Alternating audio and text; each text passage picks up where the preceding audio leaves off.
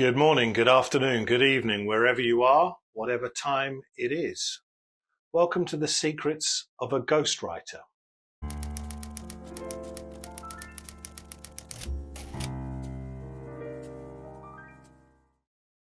And here's another short tutorial on ghost writing.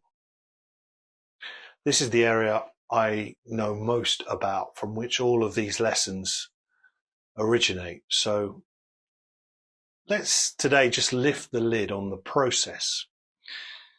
I was interviewed on a television network probably around 2010, and the first question to me was, what is a ghostwriter?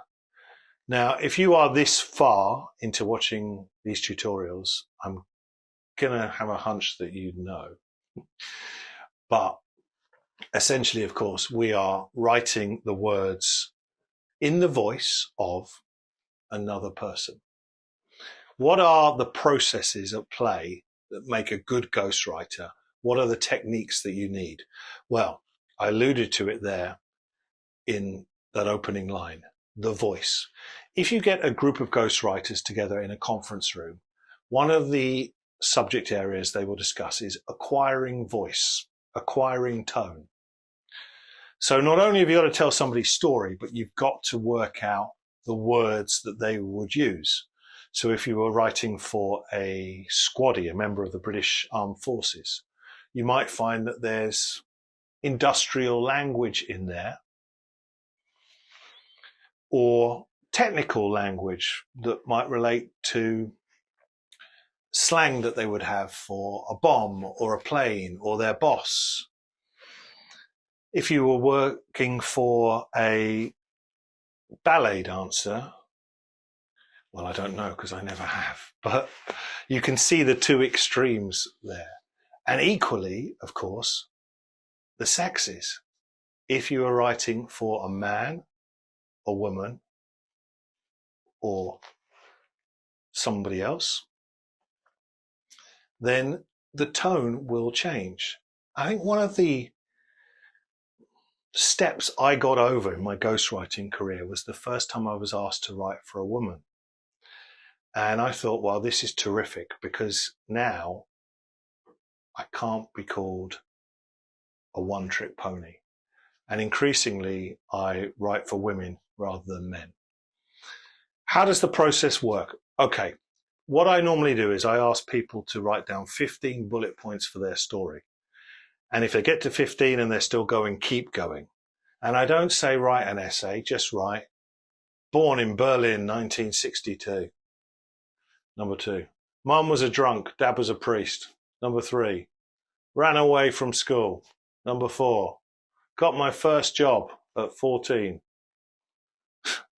Number 5, got kicked out of the army or something. So just write down some bullet points and it starts a conversation. It's really, really helpful if people can do that in the sequence of events that life happened. Invariably, that isn't the case. People get it all over the shop. But then there are simply two techniques, okay? What happened and how did you feel? I call this action and emotion. So your sequence of events, your life story, as those bullet points guide us, but also what happened to your emotional self in that journey. Without that emotion, you're writing a list. It's really simple. I did this, I did this, I did this. I tend to think of it as a Richard Curtis rom-com in its structure. Guy has the girl, guy loses the girl, guy gets the girl back. It's got to be a dip in fortune in this roller coaster ride. People appreciate your successes and your positivity if there's been a dark place in there too. And we live in very complicated worlds with extended families, incessant trolling, rolling news, government propagandas, etc., etc. There's never been more to question, and there's never been more that plays on people's anxiety. So it's a very real condition if it didn't have merit in the first place. So action and emotion. What happened and how did you feel? And then acquiring the voice, the tone of your subject. If you can bear in mind those three things, I think that's a pretty good guide to getting started ghostwriting. I hope that helps, and I'll see you next time when the secrets of a ghostwriter continues.